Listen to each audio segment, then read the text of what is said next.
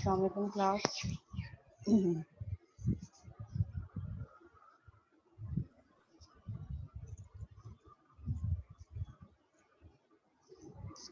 जी बेटा, voice clear आ रही है? कोई डिस्टर्बेंस तो नहीं है वॉइस में?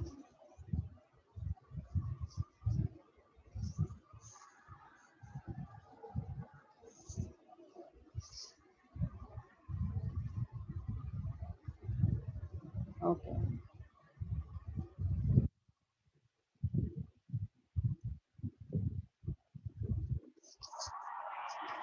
अच्छा जी, मिड टर्म का क्या रिस्पॉन्ड रहा आप लोगों का? कैसा रहा मिड टर्म का पेपर? जी क्लास, मिड टर्म से रिलेटेड कोई बात अगर आप करना चाहें, क्योंकि इसी टाइप का पेपर जो है वो आपका फाइनल में भी आएगा जिस तरह सिनेरियो बेस्ड पेपर आपका मिड टर्म में था। मतलब कोई भी चीज़ ऐसी नहीं थी कि आपने उसको रटा हो या याद किया हो और वो पेपर में आई हो। सब चीज़ें जो हमने डायग्राम्स पढ़ी हैं, लॉजिकल चीज़ें क्लास में समझ के की हैं, उसी तरीके से पेपर में आई। You have to draw it. आपने पहले उसको प्रॉपर रिक्वायरमेंट्स को अंडरस्टैंड करना था कि एक्चुअल क्वेश्चन का सिनेरियो क्या है, और सिनेरियो को अंडरस्टैंड करने के बाद आपने उसको डिफरेंट डायग्राम्स में इम्प्लीमेंट करना था, जिसमें हमारे पास यूज केस डायग्राम थी, स्ट्रक्चर डायग्राम थी हमारे पास, और उसके अलावा एक्टिविटी डायग्राम थी, use case realisation, flow of events वगैरह बताने थे। तो जो जो चीज़ें मिड तक हम पढ़ चुके थे वो सारी चीज़ें मिड टर्म में पूछी गई, लेकिन वो एज अ थ्योरेटिकल नहीं आई थी कि आपको याद करके उसको राइट डाउन करना हो। बस जो हमने अंडरस्टैंड की थी चीज़ें, उसी अंडरस्टैंडिंग के बेसिस पे किस तरीके से हम अपने सिस्टम को एनालिसिस और डिज़ाइन तक ले जा सकते हैं through these diagrams of UML. ठीक है, वहाँ तक अगर मिड टर्म से रिलेटेड कोई क्यूरी है, कोई सवाल है तो आप पूछ सकते हैं, नहीं तो फिर हम लोग कंटिन्यू करते हैं।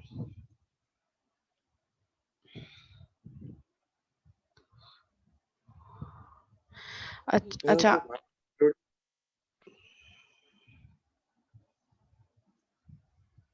जी क्लास, कोई क्यूरी है? मैम मैं बस मार्क्स का पूछ रहा था, आपने वो अपलोड नहीं कराया था। हाँ, क्योंकि अभी तक चेक नहीं हुए। Okay okay.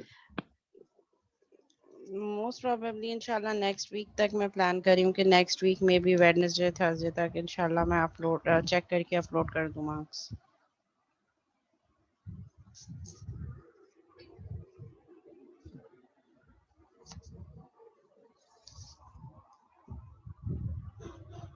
अच्छा, एक टास्क मुझे काम ये है, what is the status of your project? Projects कहाँ तक पहुँचे हैं आप लोगों के?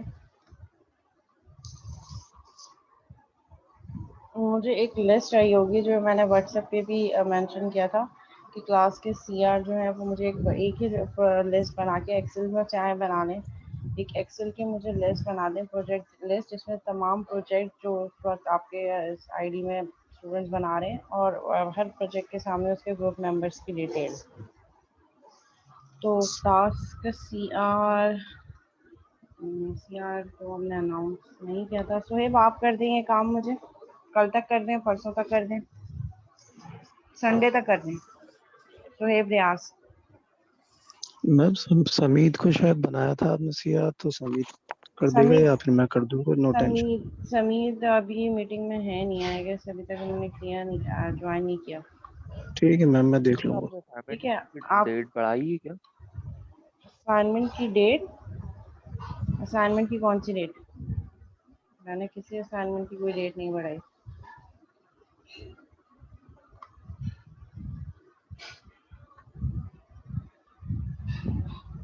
असाइनमेंट टू की क्या डेडलाइन थी? 17 मार्च थी, कल कल तक सबमिट करवाना था। जस्ट 8 स्टूडेंट ने सबमिट करवाया है।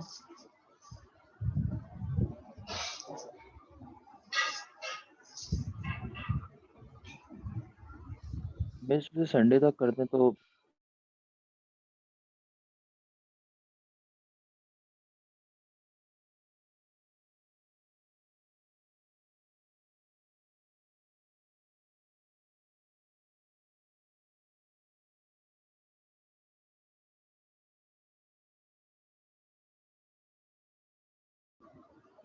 ये था ना असाइनमेंट 2।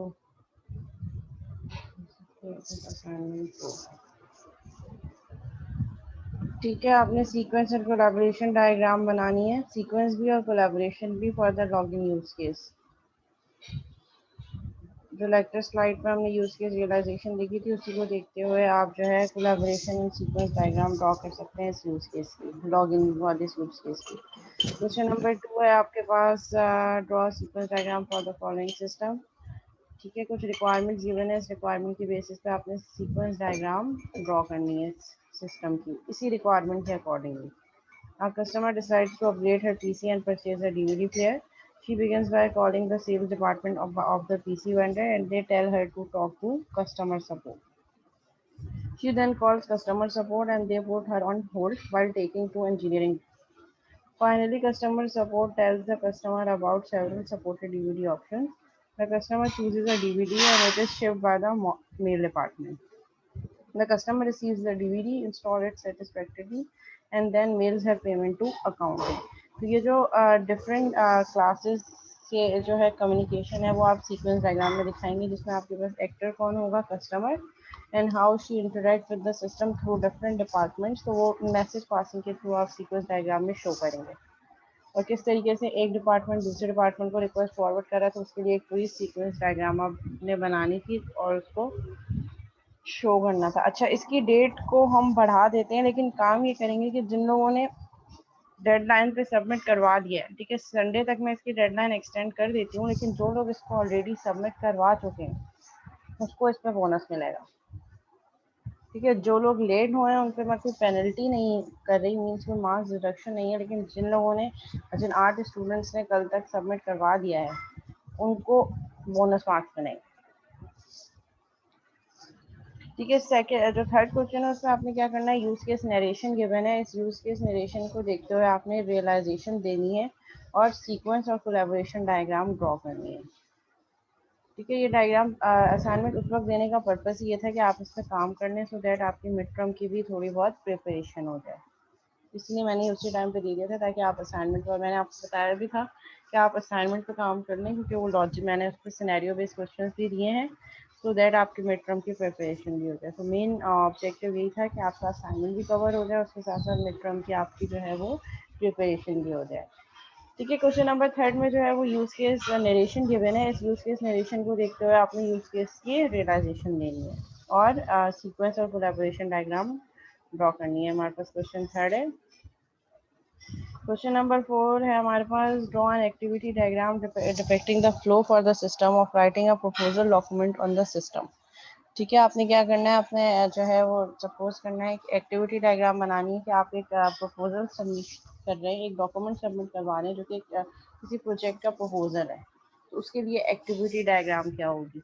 हिंट क्या है, सिस्टम स्टार्ट होगा, सिस्टम शट डाउन होगा, एप्लीकेशन ओपन होगी, open new file in word, means आपने वर्ड पे काम करना है, एमएस वर्ड पे, तो उसका क्या प्रोसीजर होगा ऑफ राइटिंग अ प्रपोजल। तो दीज आर द, यहाँ से सिस्टम स्टार्ट होगा, उसके बाद फिर जब न्यू फाइल ओपन करने के बाद आप प्रपोजल लिखेंगे, आफ्टर राइटिंग द प्रपोजल आप उसको कंसर्न आगे फॉरवर्ड करेंगे, फॉरवर्ड करने के बाद जो पैनल है, बोर्ड है, वो उसको चेक करेगा, अगर तो अप्रूव हो जाता है तो आगे उस पर काम होगा, अगर अप्रूव नहीं होगा या कुछ चेंजेस रिक्वायर्ड होंगी तो फिर उसकी बेसिस मीन्स एक जब प्रपोजल लिख रहे होते हैं तो उसके सारे स्टेप्स आपने एक्टिविटी डायग्राम के थ्रू रिप्रेजेंट करने हैं।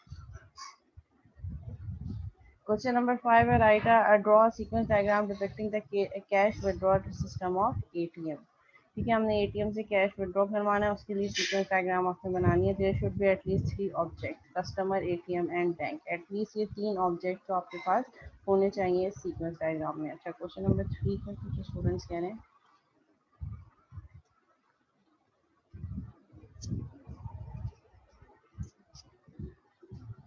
क्वेश्चन नंबर 3 क्या है हमारे पास, यूज केस है व्यू ट्रैफिक हिस्ट्री। ठीक है, आपने क्या करना है, ये यूज केस की नरेशन गिवन है, ये जो गिवन है यहाँ पे ये यूज केस नरेशन होती है। ठीक है, आपने इसको यूज केस रियलाइजेशन देनी है। यूज केस रियलाइजेशन मीन्स इसमें से बाउंड्री क्लासेस कौन कौन सी बनेंगी, कंट्रोल क्लासेस कौन कौन सी बनेंगी और एंटिटी क्लासेस कौन सी बनेंगी, ये पूरी नरेशन पढ़ने के बाद आपने रियलाइज करवाना है। ठीक है, एंड देन फिर सीक्वेंस एंड कोलैबोरेशन डायग्राम भी ड्रॉ करनी है। इनिशिएटिंग एक्टर कौन होंगे, आपके पास यूजर होंगे इस यूज केस के, एंड देन हमारे पास गोल क्या है, to view traffic history of the desired zip code, weather condition and time. ठीक है, आपका मेन ऑब्जेक्टिव क्या है कि आप कोई भी स्पेसिफिक जिप कोड दें, उसकी ट्रैफिक हिस्ट्री आ जाए, कंडीशन आ जाए, वेदर कंडीशन और टाइम क्या हो रहा है इसका। पार्टिसिपेटिंग एक्टर्स कौन होंगे, application itself, database and map service. जो मैप सर्विस आप ले रहे हैं जो आपको टाइम और वेदर कंडीशन बता रही है और ट्रैफिक हिस्ट्री बता रही है, ज़ाहिर है इसके लिए आपको मैप सर्विस चाहिए होगी।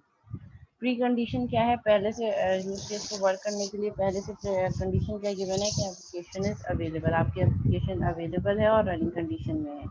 Database is not empty, database में डाटा होना जरूरी है तभी वो प्रीवियस हिस्ट्री निकाल के दे सकता है। Then all services are available, जो भी आपकी एप्लीकेशन की सर्विसेज हैं, अदर मैप सर्विसेज हैं, कोई और सर्विसेज हैं, वो सारी की सारी सर्विसेज अवेलेबल हो। These are the pre conditions for running this use case. Then post condition क्या है, traffic history is display for the user on the application on the map. ठीक है, मैप में आपके पास क्या हो, पूरी की पूरी जो है वो ट्रैफिक हिस्ट्री जो है वो आपकी एप्लीकेशन मैप पे यूजर को दिखा रही हो। ये पोस्ट कंडीशन है, लाइक जैसे ही ये यूज केस कंप्लीट हो जाएगा उसके बाद आपके पास that should be the outcome of this use case. ठीक है, उसके बाद फिर हम सक्सेस सिनेरियोज बता देते हैं। याद है जो मैंने आपको बताया था यूज केस नरेशन में, हमने वो course registration ESU course registration देखी थी। तो उसमें पहले जो है वो प्रोफेसर लॉगिन करेंगे, उसके बाद क्या क्या सिनेरियोज होंगे, फोटो, जिस तरह वो था इसी तरीके से ये भी उसके नरेशन है। मेन सक्सेस सिनेरियो हमारे पास क्या है, the user uses drop down boxes to select the time of day and weather condition. The user will input a valid zip code into the text box. User क्या करेगा, valid zip code enter करेगा so that उस area की जिसकी zip code उसने enter किया उसकी तमाम ट्रैफिक हिस्ट्री उसके पास शो हो जाए। ठीक है, तो ये हमारे पास सिनेरियोज हैं कि वन बाय वन क्या क्या एक्शंस परफॉर्म होंगे। The user clicks the submit button on the application. Then application पे user submit button को click करेगा। The application will send query to the database based on zip code, weather and time of day. वो application क्या करेगी, वो पूरी Curie जैसे user submit का बटन क्लिक करेगा वो पूरी क्यूरी उठाएगा जो यूजर ने दी है, और उसके बाद वो जिप कोड क्या कर देगा, डेटाबेस पे सर्च करके लाएगा कि ये जिप कोड है, उस पर इस वक्त वेदर क्या है और अभी क्या करंट टाइम क्या हो रहा है। The database will return the information in an array, और वो डेटाबेस एक एरे में इंफॉर्मेशन रिटर्न करेगी। The application will pass the information and place them into a new array based on their severity. The application will construct how the mapping service is called. ठीक है, आपने ये implementation code के through नहीं करके बतानी, आपने सिर्फ रियलाइजेशन बतानी है कि क्लासेस कौन कौन सी बनेंगी और उन क्लासेस को डिफरेंशिएट करना है बाउंड्री, एंटिटी और कंट्रोल क्लासेस में।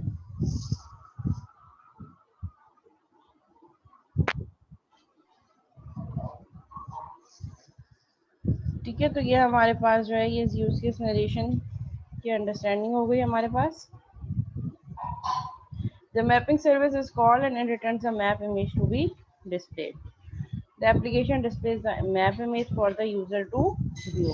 जो zip code user ने enter किया है आपकी एप्लीकेशन क्या करेगी, उसका जो है वो मैप व्यू यूजर को डिस्प्ले कर देगी डेटाबेस से रिट्रीव करके। एक्सटेंशंस क्या क्या हो सकती हैं, और जो एक्सटेंशंस हमने देखे थे ऑल्टरनेटिव, जो हमारे पास अगर कोई इश्यूज आ जाते हैं तो यूजर इंटर्स इनवैलिड जिप कोड, अगर यूजर ने इनवैलिड जिप कोड एंटर कर दिया तो फिर वो ये सारा सिनेरियो रन नहीं होगा, ये सारी चीज़ें डेटाबेस से रिट्रीव नहीं हो सकेंगी। एप्लीकेशन विल डिटेक्ट एरर और सबमिशन, सबमिट बटन क्लिक करने पर एप्लीकेशन में कोई एरर आ गया हो, डेटाबेस का इशू हो, सर्वर डाउन हो, किसी टाइप का भी एरर अगर हो सकता है। Application stop submission and request users to re enter a correct key. ठीक है, हो सकता है कि एप्लीकेशन अपनी जो है वो सबमिशन स्टॉप करते हैं और यूजर से कहे कि वो दोबारा से अपनी की जो है वो एंटर करे। सो दैट इज द सिनेरियो। इस सिनेरियो पे आपने यूज केस रियलाइजेशन बतानी है। मीन इस पूरे सिनेरियो को पढ़ने के बाद आपने ये आइडेंटिफाई करना है कि कौन कौन सी क्लासेस होंगी और उनको डिफ्रेंशिएट करना है बाउंड्री, एंटिटी और कंट्रोल क्लासेस में। एंड देन उसके बाद फिर आपने इसी यूज केस नरेशन के लिए सीक्वेंस एंड कोलैबोरेशन डायग्राम भी ड्रॉ करनी है। बेसिकली ये जो आपका असाइनमेंट नंबर 2 है ये आपका जो है सीक्वेंस डायग्राम से रिलेटेड है ज़्यादातर। देखिए हर क्वेश्चन में जो है वो आपसे सीक्वेंस डायग्राम का ही पूछा गया है।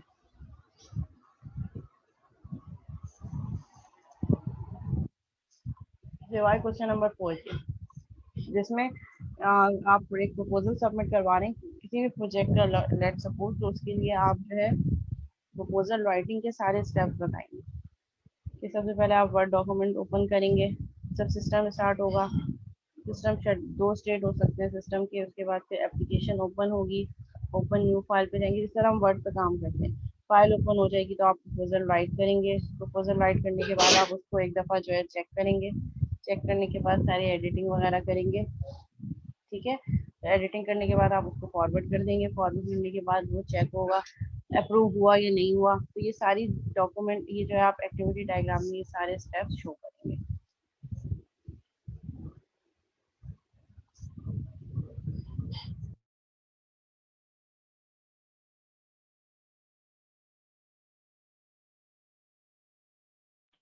मैम आपने असाइनमेंट की डेट बढ़ाई है क्या? हाँ जी, असाइनमेंट की डेट मैंने एक्सटेंड कर दी है। आज 18/90/2021 मार्च तक आप सबमिट करवा सकते हैं, संडे तक, without any penalty. But after Sunday मैं इस असाइनमेंट को एक्सेप्ट नहीं करूँगी। Sunday is the last date without any penalty.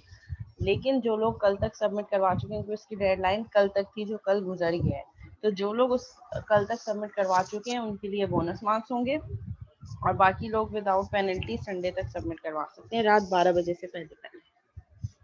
Ma'am जिनका 40 मिनट्स लेट हुआ उनके लिए भी है बोनस मार्क्स? नहीं, दोबारा से सबमिट तो नहीं होगा, लेकिन जो लोग सबमिट करवा चुके हैं अभी से पहले उनके लिए बोनस मार्क्स है। Okay ma'am, thank you.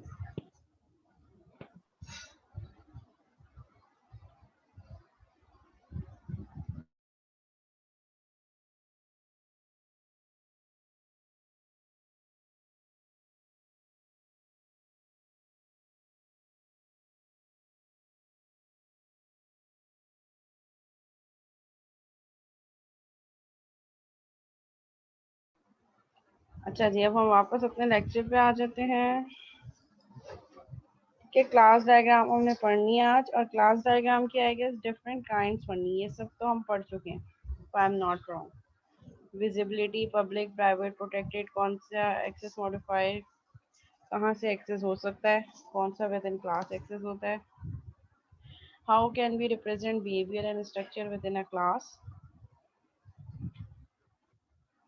ये सब मैंने पढ़ा दिया है, मुझे याद पड़ता है। How can we create operations,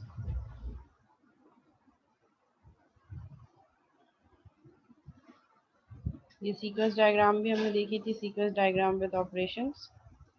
हाँ, ये हो चुका है, ये मैंने करवा दिया था। और फिर जो हमने ऑपरेशन क्रिएट किए उनको सीक्वेंस डायग्राम में कैसे शो करेंगे, तो दीज आर द ऑपरेशंस, जिनको हम मेथड्स या फंक्शंस भी कह रहे हैं।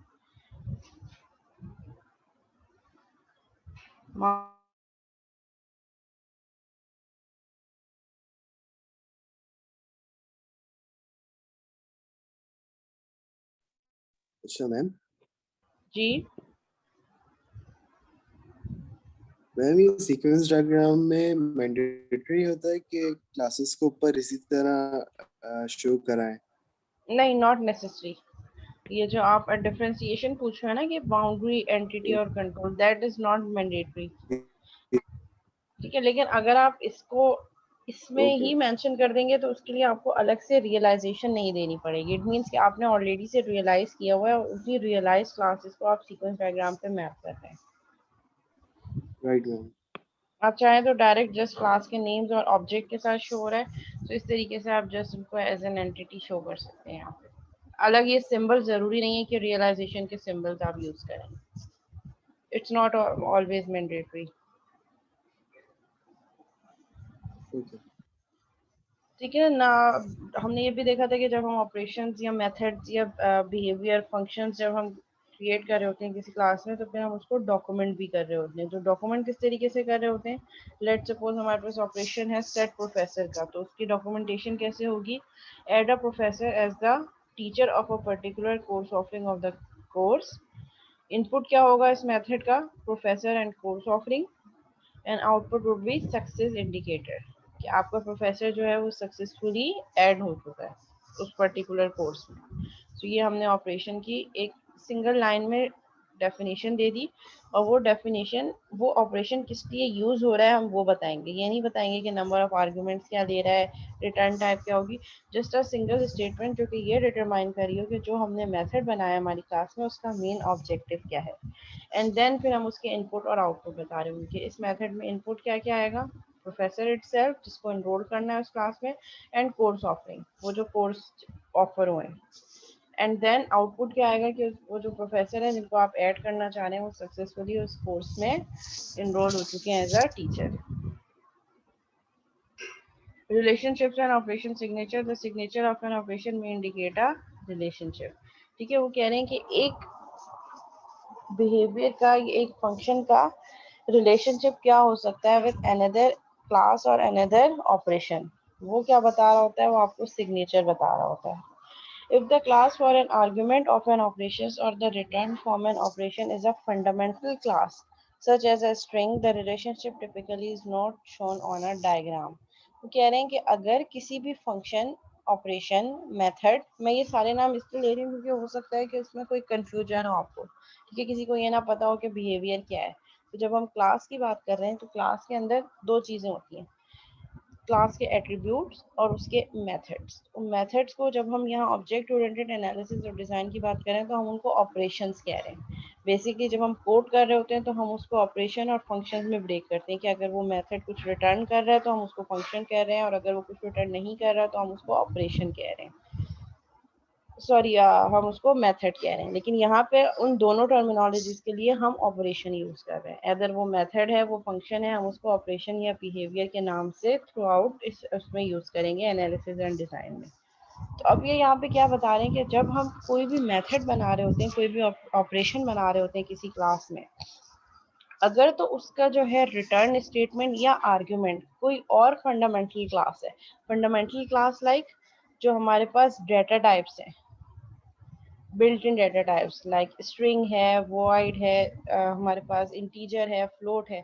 अगर तो हमारा कोई भी ऑपरेशन यानी कि कोई भी मेथड या फंक्शन इनमें से कुछ इनपुट ले रहा है या आर्ग्यूमेंट ले रहा है या कुछ रिटर्न कर रहा है तो उसको हम डायग्राम में शो नहीं कर रहे होते, ठीक है, वो सिंपल एक मेथड होता है।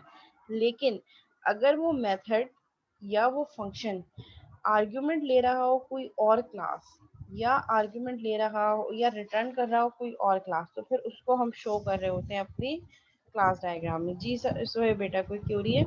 एक नो मैम, क्यूरी नहीं, वो कोई स्टूडेंट मेरे ख्याल से वेटिंग रूम में वेट कर रहे हैं मैम, उनको इन जी कर लीजिए। मैंने ऐड कर दिया। ठीक है। ठीक है, तो कह रहे हैं कि जब हम क्लास में कोई मेथड बना रहे होते हैं तो अगर मेथड की जो सिग्नेचर होता है, किसी भी ऑपरेशन का सिग्नेचर, सिग्नेचर क्या होता है, क्या वो आर्ग्यूमेंट क्या ले रहा है उसका नाम, और रिटर्न क्या कर रहा है। तो जो सिग्नेचर है ऑपरेशन का वो रिलेशनशिप को शो कर सकता है। लेकिन अगर वो मेथड या फंक्शन कोई फंडामेंटल क्लास यूज कर रहा है, फंडामेंटल क्लास जो बिल्ट इन डेटा टाइप्स हैं, वो आर्ग्यूमेंट ले रहा है या वो रिटर्न कर रहा है, उसको यूजुअली हम अपनी क्लास डायग्राम में रिप्रेजेंट नहीं करते उस रिलेशनशिप को। लेकिन अगर वो कोई और क्लास इनपुट ले रहा है या वो रिटर्न कर रहा है कोई क्लास, तो उसके लिए उस सिनेरियो पे हम क्या करेंगे, हम ये बता रहे हैं कि उन क्लासेस के बीच में कोई ना कोई रिलेशनशिप एग्जिस्ट कर रहा है, और फिर उसको हम प्रॉपरली अपनी क्लास डायग्राम में मेंशन करते हैं। इन्होंने एग्जांपल दी, for example the two inputs to the set professor operation. जो सेट प्रोफेसर का ऑपरेशन है कोर्स की क्लास का, उसमें दो इनपुट्स क्या हैं, professor and course offering. So ये जो दो आर्ग्यूमेंट्स आ रहे हैं दे आर इटसेल्फ, ये फंडामेंटल क्लासेस नहीं है, ये वो क्लासेस हैं जो यूजर ने खुद से बनाएंगे, बिल्ट इन नहीं है। प्रोफेसर की क्लास यूजर ने खुद से बनाई है और कोर्स ऑफरिंग की क्लास भी यूजर ने खुद से बनाई है, और ये दोनों क्लासेस इनपुट होंगी सेट प्रोफेसर के ऑपरेशन के लिए। जो प्रोफेसर की क्लास में एक मेथड यूज हुआ है सेट प्रोफेसर, उसके लिए दो इनपुट जो हैं वो इटसेल्फ किसी और क्लास के ऑब्जेक्ट्स हैं। तो उसके लिए हम क्या कहेंगे कि इस रिलेशनशिप को हम प्रॉपरली मेंशन करेंगे अपनी क्लास डायग्राम में।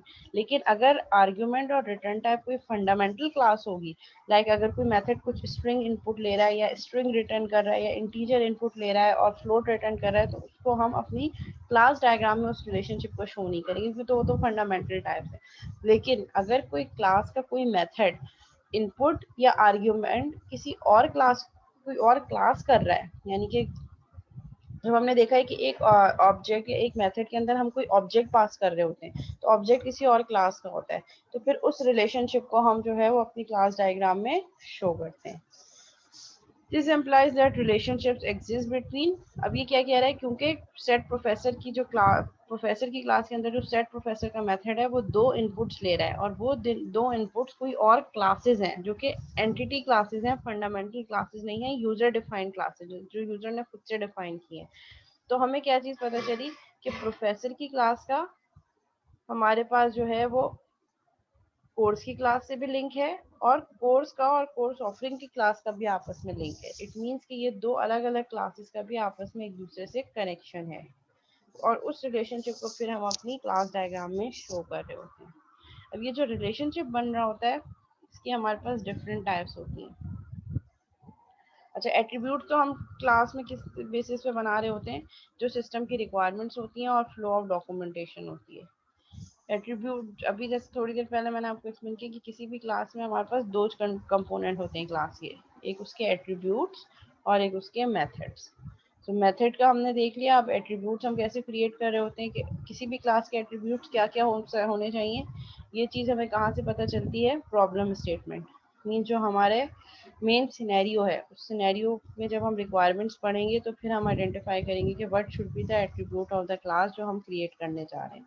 और हमें कहाँ से पता चलता है, the set of system requirements, system requirement की बेसिस पे जो सिस्टम हम बनाने चाह रहे हैं उसकी जब रिक्वायरमेंट कस्टमर हमें देगा, उस रिक्वायरमेंट से भी हम आइडेंटिफाई कर सकते हैं what should be the attribute of class. And the flow of event documentation, flow of event में जब हम पूरे सिस्टम का फ्लो बता रहे होते हैं कि how system will respond to specific conditions, उस फ्लो ऑफ इवेंट को देखकर भी हम एट्रीब्यूट्स को आइडेंटिफाई कर सकते हैं कि what should be the attribute of class.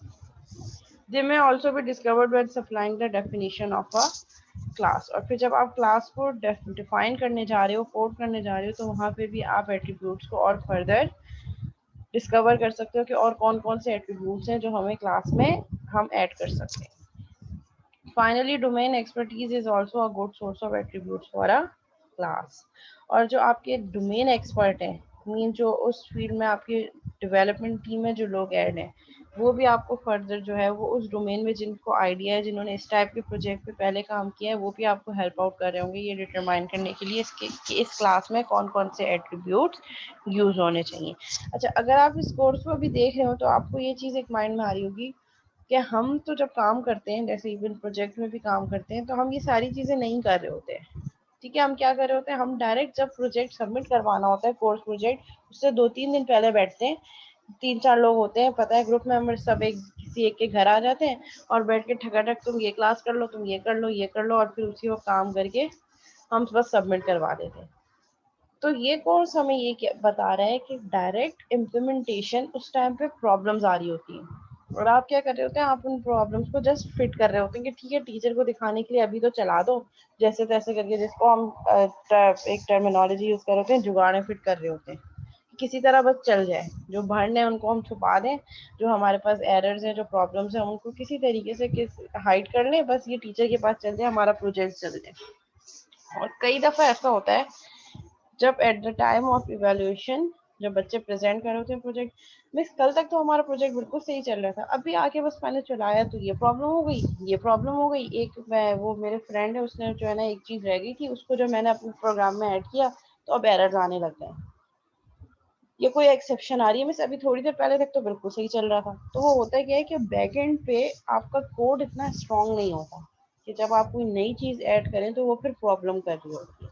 तो ये कोर्स हमें ये बता रहा है कि आप लास्ट टाइम पे 11th आवर पे सारा काम करने से पहले आप सारी चीज़ें पहले प्रॉपर एनालिसिस करें, डिज़ाइन करें और उसके बाद इम्प्लीमेंटेशन करें। तो उससे फ़ायदा क्या होगा कि आपने जो चीज़ आप कोडिंग कर रहे हैं, इम्प्लीमेंटेशन से पहले each and everything is properly documented. आप बेस स्ट्रांग बनाएं, जब आपकी बेस स्ट्रांग होगी तो उस पर आप जितनी मंजिल बनाना चाहें आप बना सकते हैं, लेकिन जब आपकी बेस जो फाउंडेशन है, जो स्ट्रक्चर है, अगर वही अच्छा स्ट्रांग नहीं होगा तो आपकी जो एक मंजिल है उस पर ही जाके आप लड़खड़ा जाएंगे।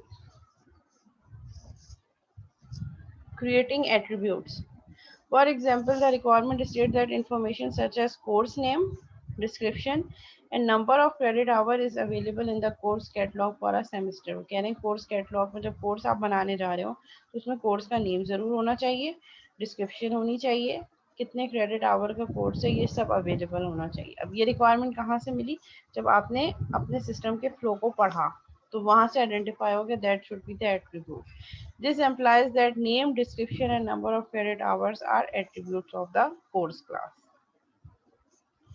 अब क्या करेंगे, आप उन एट्रीब्यूट्स को डॉक्यूमेंट कर रहे होंगे। Attribute should also be documented with a clear definition. Clear definition होनी चाहिए, लेकिन उसमें ये डेफिनेशन नहीं होनी चाहिए कि ये एट्रीब्यूट एक स्ट्रिंग है और उसमें इतनी डाटा इतने कैरेक्टर्स आप यूज कर सकते हैं, इसकी लेंथ है। That is not a good definition. Good definition ये है कि आपने ये जो एट्रीब्यूट डिफाइन किया है क्लास में, इसका मेन पर्पस क्या है। ठीक है, उसकी आपने उसके सारे वो नहीं बताने कि ये स्ट्रिंग है और इसमें इतनी वैल्यूज आ सकती हैं, इसका साइज इतना है, इसका लेंथ इतनी है। That is not a good definition. The definition should state the purpose of the attribute.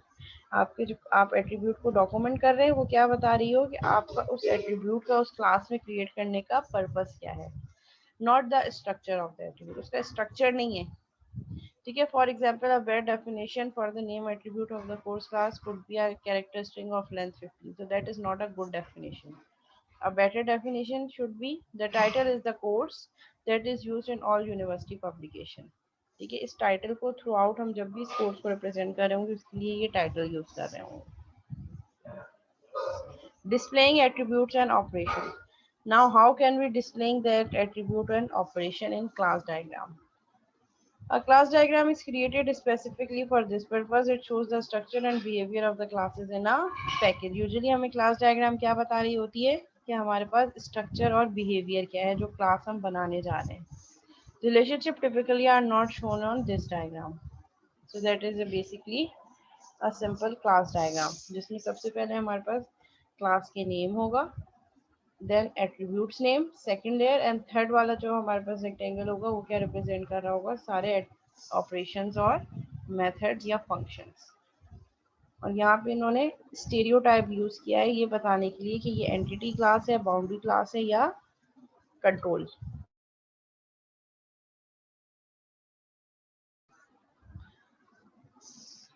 ठीक है, सो ये स्टेरियोटाइप अगर आप ना यूज करना चाहें सो अगेन इट्स ऑप्शनल, जैसे अरीफ ने भी क्वेश्चन किया था।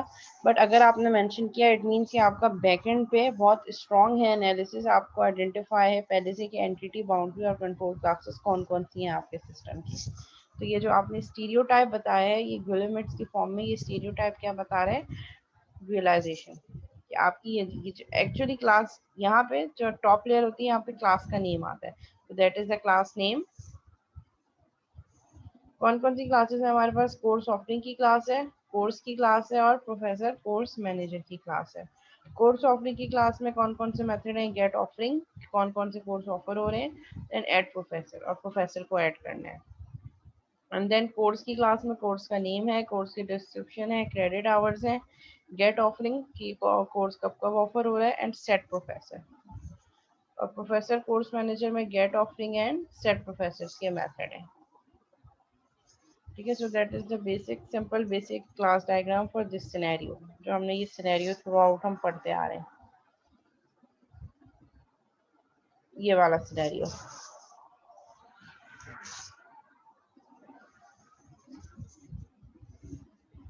और इसमें और भी बहुत सारी क्लासेस है हमारे पास, कोर्स ऑफरिंग की क्लास है, कोर्स की क्लास है, प्रोफेसर कोर्स मैनेजर की ये क्लास है, एड अ कोर्स ऑफरिंग की क्लास है, प्रोफेसर कोर्स ऑप्शन, पर ये हमारे पास क्या है, ये बाउंड्री क्लासेस है।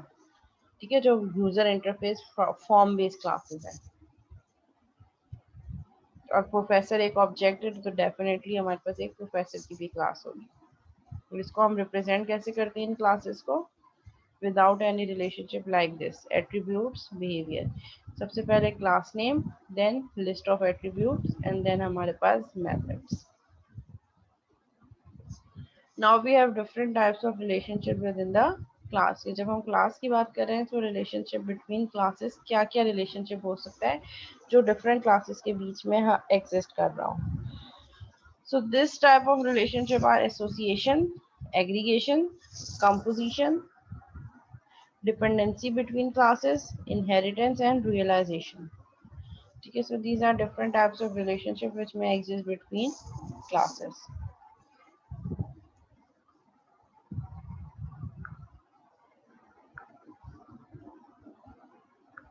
जी क्लास, यहाँ तक कोई क्यूरी, कोई सवाल? No ma'am.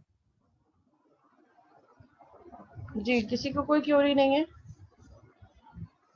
अब ये वन बाय वन हम ये सारी रिलेशनशिप्स डिस्कस करेंगे कि एसोसिएशन क्या होती है, एग्रीगेशन क्या होती है, कंपोजिशन क्या होती है, डिपेंडेंसी क्या होती है, इनहेरिटेंस एंड रियलाइजेशन।